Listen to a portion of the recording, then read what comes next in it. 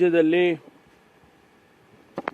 ಜೈಲುಗಳಲ್ಲಿ ಅನೇಕ ಕಾನೂನು ಬಾಹಿರವಾದಂಥ ಚಟುವಟಿಕೆಗಳು ನಡೀತಾ ಇದೆ ಅಂಥೇಳಿ ಈಗಾಗಲೇ ತಾವೆಲ್ಲ ವರದಿಯನ್ನು ಮಾಡಿದ್ದೀರಿ. ಇದನ್ನು ನಾನು ಮೊನ್ನೆ ಹೇಳಿದ್ದೇನೆ, ಭಾಳ ಗಂಭೀರವಾಗಿ ಪರಿಗಣಿಸಿದ್ದೇವೆ. ಸರ್ಕಾರ ಇದನ್ನು ಯಾವುದೇ ಕಾರಣಕ್ಕೂ ಸಹಿಸೋದಿಲ್ಲ ಅನ್ನುವಂಥ ಮಾತನ್ನು ಕೂಡ ನಾನು ಹೇಳಿದ್ದೇನೆ. ಯಾರ್ಯಾರು ಸಂಬಂಧಪಟ್ಟ ಅಧಿಕಾರಿಗಳಿದ್ದಾರೆ, ಯಾವ ಪ್ರಿಸನ್ಸಲ್ಲಿ ಪ್ರಿಸನ್ಸ್ ಹೆಡ್ಗಳಿದ್ದಾರೆ, ಅವ್ರದ್ದೇ ಜವಾಬ್ದಾರಿ. ಅವರು ಆ ಪ್ರಿಸನ್ನನ್ನು ನಾವು ಅವ್ರ ಕೈಗೆ ಕೊಟ್ಟ ಮೇಲೆ ಅದನ್ನು ಸರಿಯಾದ ರೀತಿಯಲ್ಲಿ ಆಡಳಿತ ಮಾಡ್ತಕ್ಕಂಥದ್ದು ಅವರ ಜವಾಬ್ದಾರಿ. ಅದು ಫೋನ್ಗಳ ಒಳಗಡೆ ಹೋಗುತ್ತೆ, ಗಾಂಜಾ ಒಳಗಡೆ ಹೋಗುತ್ತೆ, ಲಿಕ್ಕರ್ ಒಳಗಡೆ ಹೋಗುತ್ತೆ, ಅಥವಾ ಬೇರೆ ಯಾವುದೋ ರೀತಿಯಲ್ಲಿ ಚಟುವಟಿಕೆಗಳಾಗುತ್ತವೆ ಅಂತ ಅಂದಾಗ ಅದಕ್ಕೆ ಹೊಣೆ ಯಾರು? ಹೊಣೆ ಆ ಮುಖ್ಯಸ್ಥರೇ ಆಗಬೇಕು. ಅದಕ್ಕಾಗಿ ಇವತ್ತು ನಾನು ಸಭೆ ಕರೆದಿದ್ದೇನೆ. ಸಭೆಯಲ್ಲಿ ಏನು ಅವರೆಲ್ಲ ಮಾಹಿತಿಗಳನ್ನು ಕೊಡ್ತಾರೆ, ನಮಗೆ ಅನೇಕ ಮಾಹಿತಿಗಳು ನಮಗೂ ಕೂಡ ಬಂದಿದ್ದಾವೆ. ಅದನ್ನೆಲ್ಲ ಪರಿಶೀಲನೆ ಮಾಡಿ ಇವತ್ತು ಮುಂದೆ ಏನು ಕ್ರಮ ತಗೋಬೇಕೋ ಅದನ್ನು ತಗೊಳ್ತೇನೆ. ಈಗಾಗಲೇ ಮಾನ್ಯ ಮುಖ್ಯಮಂತ್ರಿಗಳು ಕೂಡ ಸೂಚನೆ ಕೊಟ್ಟಿದ್ದಾರೆ, ಇದನ್ನು ಗಂಭೀರವಾಗಿ ಪರಿಗಣಿಸಬೇಕು, ಸಂಬಂಧಪಟ್ಟ ಅಧಿಕಾರಿಗಳ ಮೇಲೆ ಮುಲಾಜಿಲ್ಲದೆ ಕ್ರಮ ತಗೋಬೇಕು ಅಂತ ಕೂಡ ಅವರು ಹೇಳಿದ್ದಾರೆ.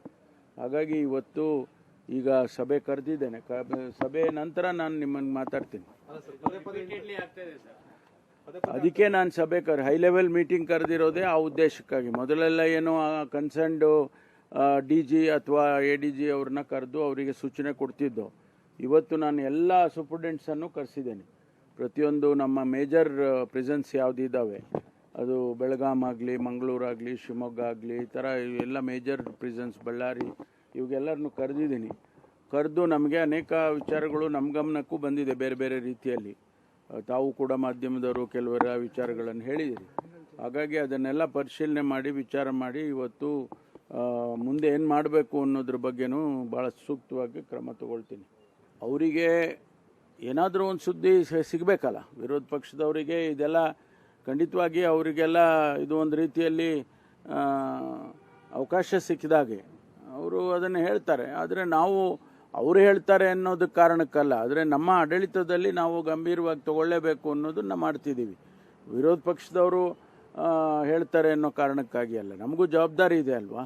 ಈಗಾಗಲೇ ಇಡೀ ರೈತ ಸಮುದಾಯ ಆ ಭಾಗದಲ್ಲಿ ಬೆಳಗಾಂ ಇರ್ಬೋದು, ಬಿಜಾಪುರ ಇರ್ಬೋದು, ಈವನ್ ಬಾಗಲಕೋಟೆಯಲ್ಲೂ ಕೆಲವರು ಎಲ್ಲರೂ ಒಪ್ಕೊಂಡಿದ್ದಾರೆ. ಅವರು ನಾವು ಅದಕ್ಕೆ ಹೆಚ್ಚು ನಾವು ಕೊಡೋಕ್ಕಾಗೋದಿಲ್ಲ ಅಂತೇಳಿ ಫ್ಯಾಕ್ಟ್ರಿಯವರು ಹೇಳ್ತಿದ್ದಾರೆ. ರೀಸನಬಲ್ ಆಗಿ ಎಲ್ಲರೂ ಒಪ್ಕೊಂಡಾಗ ಅವರು ಒಪ್ಕೋಬೇಕಲ್ವಾ. ಸಮುದಾಯ ಪ್ರೊಟೆಸ್ಟ್ ಮಾಡೋಕ್ಕೆ ಮಾತ್ರ ಎಲ್ಲ ಒಟ್ಟಿಗೆ ಸಮುದಾಯ ಅಂತಾರೆ, ರೈತ ಸಮುದಾಯ. ಆದರೆ ಈ ರೀತಿ ತೀರ್ಮಾನಗಳಾದಾಗ ಅದನ್ನು ಒಪ್ಕೋಬೇಕಲ್ವಾ. ಅಲ್ಲ ಸರ್, ಕಾರ್ಖಾನೆಗಳು ರಿಕವರಿ ರೇಟ್ಗಳನ್ನೇ ತೋರಿಸೋಲ್ಲ, ನಮ್ಗೆ ಹೇಗೆ ಗೊತ್ತಾಗುತ್ತೆ? ಮೋಸ ಮಾಡ್ತಾರೆ. ಅಲ್ಲ, ಅದನ್ನೇ ಈಗ ರೆಗ್ಯುಲೇಟ್ ಮಾಡೋದಕ್ಕೆ ಕೂಡ ಮೊನ್ನೆ ಸಕ್ಕರೆ ಸಚಿವರು ಹೇಳಿದಾರಲ್ಲ, ಅದನ್ನೆಲ್ಲ ನಾವು ಮಾನಿಟರ್ ಮಾಡ್ತೀವಿ, ರೆಗ್ಯುಲೇಟ್ ಮಾಡ್ತೀವಿ ಅನ್ನೋ ಮಾತನ್ನು ಅವ್ರು ಹೇಳಿದ್ದಾರೆ. ಹಾಗಾಗಿ ಅದು ಅವರು ಒಪ್ಕೊಂಡ್ರೆ ಒಳ್ಳೆಯದು ಅಂತಕ್ಕಂಥದ್ದು. ಏನವ್ರೇನು ಅಬ್ಸರ್ವ್ ಮಾಡಿದ್ದಾರೆ ಅದನ್ನು ಕೂಡ ಇವತ್ತು ನಾನು ಚರ್ಚೆ ಮಾಡ್ತೀನಿ. ಯಾಕೆಂದರೆ ಅವರ ಅಬ್ಸರ್ವೇಷನ್ಸು ಕೂಡ ಏನು ಎವಿಡೆನ್ಸ್ ಇಲ್ಲದೆ ಏನಿಲ್ಲ, ಅವರು ಎವಿಡೆನ್ಸ್ ಇಟ್ಕೊಂಡೇ ಅಬ್ಸರ್ವ್ ಮಾಡಿದ್ದಾರೆ. ರಾಜ್ಯದಲ್ಲಿ ಜೈಲುಗಳಲ್ಲಿ ಅನೇಕ ಕಾನೂನು ಬಾಹಿರವಾದಂಥ ಚಟುವಟಿಕೆಗಳು ನಡೀತಾ ಇದೆ ಅಂಥೇಳಿ ಈಗಾಗಲೇ ತಾವೆಲ್ಲ ವರದಿಯನ್ನು ಮಾಡಿದ್ದೀರಿ. ಇದನ್ನು ನಾನು ಮೊನ್ನೆ ಹೇಳಿದ್ದೇನೆ, ಭಾಳ ಗಂಭೀರವಾಗಿ ಪರಿಗಣಿಸಿದ್ದೇವೆ. ಸರ್ಕಾರ ಇದನ್ನು ಯಾವುದೇ ಕಾರಣಕ್ಕೂ ಸಹಿಸೋದಿಲ್ಲ ಅನ್ನುವಂಥ ಮಾತನ್ನು ಕೂಡ ನಾನು ಹೇಳಿದ್ದೇನೆ. ಯಾರ್ಯಾರು ಸಂಬಂಧಪಟ್ಟ ಅಧಿಕಾರಿಗಳಿದ್ದಾರೆ, ಯಾವ ಪ್ರಿಸನ್ಸಲ್ಲಿ ಪ್ರಿಸನ್ಸ್ ಹೆಡ್ಗಳಿದ್ದಾರೆ, ಅವ್ರದ್ದೇ ಜವಾಬ್ದಾರಿ. ಅವರು ಆ ಪ್ರಿಸನ್ನನ್ನು ನಾವು ಅವ್ರ ಕೈಗೆ ಕೊಟ್ಟ ಮೇಲೆ ಅದನ್ನು ಸರಿಯಾದ ರೀತಿಯಲ್ಲಿ ಆಡಳಿತ ಮಾಡ್ತಕ್ಕಂಥದ್ದು ಅವರ ಜವಾಬ್ದಾರಿ. ಅದು ಫೋನ್ಗಳ ಒಳಗಡೆ ಹೋಗುತ್ತೆ, ಗಾಂಜಾ ಒಳಗಡೆ ಹೋಗುತ್ತೆ, ಲಿಕ್ಕರ್ ಒಳಗಡೆ ಹೋಗುತ್ತೆ, ಅಥವಾ ಬೇರೆ ಯಾವುದೋ ರೀತಿಯಲ್ಲಿ ಚಟುವಟಿಕೆಗಳಾಗುತ್ತವೆ ಅಂತ ಅಂದಾಗ ಅದಕ್ಕೆ ಹೊಣೆ ಯಾರು? ಹೊಣೆ ಆ ಮುಖ್ಯಸ್ಥರೇ ಆಗಬೇಕು. ಅದಕ್ಕಾಗಿ ಇವತ್ತು ನಾನು ಸಭೆ ಕರೆದಿದ್ದೇನೆ. ಸಭೆಯಲ್ಲಿ ಏನು ಅವರೆಲ್ಲ ಮಾಹಿತಿಗಳನ್ನು ಕೊಡ್ತಾರೆ. ನಮಗೆ ಅನೇಕ ಮಾಹಿತಿಗಳು ನಮಗೂ ಕೂಡ ಬಂದಿದ್ದಾವೆ. ಅದನ್ನೆಲ್ಲ ಪರಿಶೀಲನೆ ಮಾಡಿ ಇವತ್ತು ಮುಂದೆ ಏನು ಕ್ರಮ ತಗೋಬೇಕೋ ಅದನ್ನು ತಗೊಳ್ತೇನೆ. ಈಗಾಗಲೇ ಮಾನ್ಯ ಮುಖ್ಯಮಂತ್ರಿಗಳು ಕೂಡ ಸೂಚನೆ ಕೊಟ್ಟಿದ್ದಾರೆ. ಇದನ್ನು ಗಂಭೀರವಾಗಿ ಪರಿಗಣಿಸಬೇಕು, ಸಂಬಂಧಪಟ್ಟ ಅಧಿಕಾರಿಗಳ ಮೇಲೆ ಮುಲಾಜಿಲ್ಲದೆ ಕ್ರಮ ತಗೋಬೇಕು ಅಂತ ಕೂಡ ಅವರು ಹೇಳಿದ್ದಾರೆ. ಹಾಗಾಗಿ ಇವತ್ತು ಈಗ ಸಭೆ ಕರೆದಿದ್ದೇನೆ.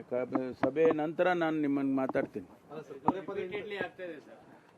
ಅದಕ್ಕೆ ನಾನು ಸಭೆ ಹೈ ಲೆವೆಲ್ ಮೀಟಿಂಗ್ ಕರೆದಿರೋದೇ ಆ ಉದ್ದೇಶಕ್ಕಾಗಿ. ಮೊದಲೆಲ್ಲ ಏನು ಕನ್ಸರ್ನ್ಡ್ DG ಅಥವಾ ADG ಅವ್ರನ್ನ ಕರೆದು ಅವರಿಗೆ ಸೂಚನೆ ಕೊಡ್ತಿದ್ದೋ.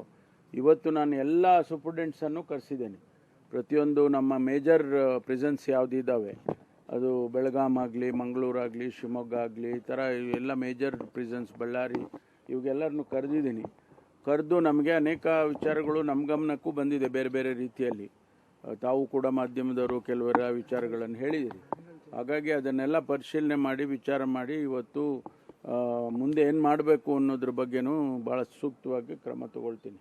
ಅವರಿಗೆ ಏನಾದರೂ ಒಂದು ಸುದ್ದಿ ಸಿಗಬೇಕಲ್ಲ, ವಿರೋಧ ಪಕ್ಷದವರಿಗೆ ಇದೆಲ್ಲ ಖಂಡಿತವಾಗಿ ಅವರಿಗೆಲ್ಲ ಇದು ಒಂದು ರೀತಿಯಲ್ಲಿ ಅವಕಾಶ ಸಿಕ್ಕಿದಾಗೆ ಅವರು ಅದನ್ನು ಹೇಳ್ತಾರೆ. ಆದರೆ ನಾವು ಅವರು ಹೇಳ್ತಾರೆ ಅನ್ನೋದು ಕಾರಣಕ್ಕಲ್ಲ, ಆದರೆ ನಮ್ಮ ಆಡಳಿತದಲ್ಲಿ ನಾವು ಗಂಭೀರವಾಗಿ ತಗೊಳ್ಳೇಬೇಕು ಅನ್ನೋದನ್ನು ಮಾಡ್ತಿದ್ದೀವಿ. ವಿರೋಧ ಪಕ್ಷದವರು ಹೇಳ್ತಾರೆ ಅನ್ನೋ ಕಾರಣಕ್ಕಾಗಿ ಅಲ್ಲ, ನಮಗೂ ಜವಾಬ್ದಾರಿ ಇದೆ ಅಲ್ವಾ. ಈಗಾಗಲೇ ಇಡೀ ರೈತ ಸಮುದಾಯ ಆ ಭಾಗದಲ್ಲಿ ಬೆಳಗಾಂ ಇರ್ಬೋದು, ಬಿಜಾಪುರ ಇರ್ಬೋದು, ಈವನ್ ಬಾಗಲಕೋಟೆಯಲ್ಲೂ ಕೆಲವರು ಎಲ್ಲರೂ ಒಪ್ಕೊಂಡಿದ್ದಾರೆ. ಅವರು ನಾವು ಅದಕ್ಕೆ ಹೆಚ್ಚು ನಾವು ಕೊಡೋಕ್ಕಾಗೋದಿಲ್ಲ ಅಂತೇಳಿ ಫ್ಯಾಕ್ಟ್ರಿಯವರು ಹೇಳ್ತಿದ್ದಾರೆ. ರೀಸನಬಲ್ ಆಗಿ ಎಲ್ಲರೂ ಒಪ್ಕೊಂಡಾಗ ಅವರು ಒಪ್ಕೋಬೇಕಲ್ವಾ. ಸಮುದಾಯ ಪ್ರೊಟೆಸ್ಟ್ ಮಾಡೋಕ್ಕೆ ಮಾತ್ರ ಎಲ್ಲ ಒಟ್ಟಿಗೆ ಸಮುದಾಯ ಅಂತಾರೆ, ರೈತ ಸಮುದಾಯ. ಆದರೆ ಈ ರೀತಿ ತೀರ್ಮಾನಗಳಾದಾಗ ಅದನ್ನು ಒಪ್ಕೋಬೇಕಲ್ವಾ. ಅಲ್ಲ ಸರ್, ಕಾರ್ಖಾನೆಗಳು ರಿಕವರಿ ರೇಟ್ಗಳನ್ನೇ ತೋರಿಸೋಲ್ಲ, ನಮ್ಗೆ ಹೇಗೆ ಗೊತ್ತಾಗುತ್ತೆ ಮೋಸ ಮಾಡ್ತಾರೆ? ಅಲ್ಲ, ಅದನ್ನೇ ಈಗ ರೆಗ್ಯುಲೇಟ್ ಮಾಡೋದಕ್ಕೆ ಕೂಡ ಮೊನ್ನೆ ಸಕ್ಕರೆ ಸಚಿವರು ಹೇಳಿದಾರಲ್ಲ, ಅದನ್ನೆಲ್ಲ ನಾವು ಮಾನಿಟರ್ ಮಾಡ್ತೀವಿ, ರೆಗ್ಯುಲೇಟ್ ಮಾಡ್ತೀವಿ ಅನ್ನೋ ಮಾತನ್ನು ಅವ್ರು ಹೇಳಿದ್ದಾರೆ. ಹಾಗಾಗಿ ಅದು ಅವರು ಒಪ್ಕೊಂಡ್ರೆ ಒಳ್ಳೆಯದು ಅಂತಕ್ಕಂಥದ್ದು. ಏನವ್ರೇನು ಅಬ್ಸರ್ವ್ ಮಾಡಿದ್ದಾರೆ ಅದನ್ನು ಕೂಡ ಇವತ್ತು ನಾನು ಚರ್ಚೆ ಮಾಡ್ತೀನಿ. ಯಾಕೆಂದರೆ ಅವರ ಅಬ್ಸರ್ವೇಷನ್ಸು ಕೂಡ ಏನು ಎವಿಡೆನ್ಸ್ ಇಲ್ಲದೆ ಏನಿಲ್ಲ, ಅವರು ಎವಿಡೆನ್ಸ್ ಇಟ್ಕೊಂಡೇ ಅಬ್ಸರ್ವ್ ಮಾಡಿದ್ದಾರೆ. ರಾಜ್ಯದಲ್ಲಿ ಜೈಲುಗಳಲ್ಲಿ ಅನೇಕ ಕಾನೂನು ಬಾಹಿರವಾದಂಥ ಚಟುವಟಿಕೆಗಳು ನಡೀತಾ ಇದೆ ಅಂಥೇಳಿ ಈಗಾಗಲೇ ತಾವೆಲ್ಲ ವರದಿಯನ್ನು ಮಾಡಿದ್ದೀರಿ. ಇದನ್ನು ನಾನು ಮೊನ್ನೆನೇ ಹೇಳಿದ್ದೇನೆ, ಭಾಳ ಗಂಭೀರವಾಗಿ ಪರಿಗಣಿಸಿದ್ದೇವೆ. ಸರ್ಕಾರ ಇದನ್ನು ಯಾವುದೇ ಕಾರಣಕ್ಕೂ ಸಹಿಸೋದಿಲ್ಲ ಅನ್ನುವಂಥ ಮಾತನ್ನು ಕೂಡ ನಾನು ಹೇಳಿದ್ದೇನೆ. ಯಾರ್ಯಾರು ಸಂಬಂಧಪಟ್ಟ ಅಧಿಕಾರಿಗಳಿದ್ದಾರೆ, ಯಾವ ಪ್ರಿಸನ್ಸಲ್ಲಿ ಪ್ರಿಸನ್ಸ್ ಹೆಡ್ಗಳಿದ್ದಾರೆ, ಅವ್ರದ್ದೇ ಜವಾಬ್ದಾರಿ. ಅವರು ಆ ಪ್ರಿಸನ್ನನ್ನು ನಾವು ಅವ್ರ ಕೈಗೆ ಕೊಟ್ಟ ಮೇಲೆ ಅದನ್ನು ಸರಿಯಾದ ರೀತಿಯಲ್ಲಿ ಆಡಳಿತ ಮಾಡ್ತಕ್ಕಂಥದ್ದು ಅವರ ಜವಾಬ್ದಾರಿ. ಅದು ಫೋನ್ಗಳ ಒಳಗಡೆ ಹೋಗುತ್ತೆ, ಗಾಂಜಾ ಒಳಗಡೆ ಹೋಗುತ್ತೆ, ಲಿಕ್ಕರ್ ಒಳಗಡೆ ಹೋಗುತ್ತೆ, ಅಥವಾ ಬೇರೆ ಯಾವುದೋ ರೀತಿಯಲ್ಲಿ ಚಟುವಟಿಕೆಗಳಾಗುತ್ತವೆ ಅಂತ ಅಂದಾಗ ಅದಕ್ಕೆ ಹೊಣೆ ಯಾರು? ಹೊಣೆ ಆ ಮುಖ್ಯಸ್ಥರೇ ಆಗಬೇಕು. ಅದಕ್ಕಾಗಿ ಇವತ್ತು ನಾನು ಸಭೆ ಕರೆದಿದ್ದೇನೆ. ಸಭೆಯಲ್ಲಿ ಏನು ಅವರೆಲ್ಲ ಮಾಹಿತಿಗಳನ್ನು ಕೊಡ್ತಾರೆ. ನಮಗೆ ಅನೇಕ ಮಾಹಿತಿಗಳು ನಮಗೂ ಕೂಡ ಬಂದಿದ್ದಾವೆ. ಅದನ್ನೆಲ್ಲ ಪರಿಶೀಲನೆ ಮಾಡಿ ಇವತ್ತು ಮುಂದೆ ಏನು ಕ್ರಮ ತಗೋಬೇಕೋ ಅದನ್ನು ತಗೊಳ್ತೇನೆ.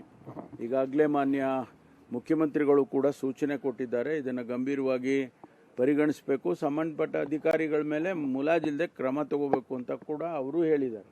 ಹಾಗಾಗಿ ಇವತ್ತು ಈಗ ಸಭೆ ಕರೆದಿದ್ದೇನೆ. ಸಭೆ ನಂತರ ನಾನು ನಿಮ್ಮನ್ನು ಮಾತಾಡ್ತೀನಿ. ಅದಕ್ಕೆ ನಾನು ಸಭೆ ಹೈ ಲೆವೆಲ್ ಮೀಟಿಂಗ್ ಕರೆದಿರೋದೇ ಆ ಉದ್ದೇಶಕ್ಕಾಗಿ. ಮೊದಲೆಲ್ಲ ಏನು ಕನ್ಸರ್ನ್ಡ್ DG ಅಥವಾ ADG ಅವ್ರನ್ನ ಕರೆದು ಅವರಿಗೆ ಸೂಚನೆ ಕೊಡ್ತಿದ್ದೋ. ಇವತ್ತು ನಾನು ಎಲ್ಲ ಸೂಪರ್ಡೆಂಟ್ಸನ್ನು ಕರೆಸಿದ್ದೇನೆ. ಪ್ರತಿಯೊಂದು ನಮ್ಮ ಮೇಜರ್ ಪ್ರಿಸನ್ಸ್ ಯಾವುದಿದ್ದಾವೆ, ಅದು ಬೆಳಗಾಂ ಆಗಲಿ, ಮಂಗಳೂರಾಗಲಿ, ಶಿವಮೊಗ್ಗ ಆಗಲಿ, ಈ ಥರ ಎಲ್ಲ ಮೇಜರ್ ಪ್ರಿಸನ್ಸ್, ಬಳ್ಳಾರಿ, ಇವಾಗೆಲ್ಲರನ್ನು ಕರೆದಿದ್ದೀನಿ. ಕರೆದು ನಮಗೆ ಅನೇಕ ವಿಚಾರಗಳು ನಮ್ಮ ಗಮನಕ್ಕೂ ಬಂದಿದೆ ಬೇರೆ ಬೇರೆ ರೀತಿಯಲ್ಲಿ. ತಾವು ಕೂಡ ಮಾಧ್ಯಮದವರು ಕೆಲವರ ವಿಚಾರಗಳನ್ನು ಹೇಳಿದಿರಿ. ಹಾಗಾಗಿ ಅದನ್ನೆಲ್ಲ ಪರಿಶೀಲನೆ ಮಾಡಿ ವಿಚಾರ ಮಾಡಿ ಇವತ್ತು ಮುಂದೆ ಏನು ಮಾಡಬೇಕು ಅನ್ನೋದ್ರ ಬಗ್ಗೆನೂ ಭಾಳ ಸೂಕ್ತವಾಗಿ ಕ್ರಮ ತಗೊಳ್ತೀನಿ. ಅವರಿಗೆ ಏನಾದರೂ ಒಂದು ಸುದ್ದಿ ಸಿಗಬೇಕಲ್ಲ, ವಿರೋಧ ಪಕ್ಷದವರಿಗೆ ಇದೆಲ್ಲ ಖಂಡಿತವಾಗಿ ಅವರಿಗೆಲ್ಲ ಇದು ಒಂದು ರೀತಿಯಲ್ಲಿ ಅವಕಾಶ ಸಿಕ್ಕಿದಾಗೆ ಅವರು ಅದನ್ನು ಹೇಳ್ತಾರೆ. ಆದರೆ ನಾವು ಅವರು ಹೇಳ್ತಾರೆ ಅನ್ನೋದಕ್ಕೆ ಕಾರಣಕ್ಕಲ್ಲ, ಆದರೆ ನಮ್ಮ ಆಡಳಿತದಲ್ಲಿ ನಾವು ಗಂಭೀರವಾಗಿ ತಗೊಳ್ಳೇಬೇಕು ಅನ್ನೋದನ್ನ ಮಾಡ್ತಿದ್ದೀವಿ. ವಿರೋಧ ಪಕ್ಷದವರು ಹೇಳ್ತಾರೆ ಅನ್ನೋ ಕಾರಣಕ್ಕಾಗಿ ಅಲ್ಲ, ನಮಗೂ ಜವಾಬ್ದಾರಿ ಇದೆ ಅಲ್ವಾ. ಈಗಾಗಲೇ ಇಡೀ ರೈತ ಸಮುದಾಯ ಆ ಭಾಗದಲ್ಲಿ ಬೆಳಗಾಂ ಇರ್ಬೋದು, ಬಿಜಾಪುರ ಇರ್ಬೋದು, ಈವನ್ ಬಾಗಲಕೋಟೆಯಲ್ಲೂ ಕೆಲವರು ಎಲ್ಲರೂ ಒಪ್ಕೊಂಡಿದ್ದಾರೆ.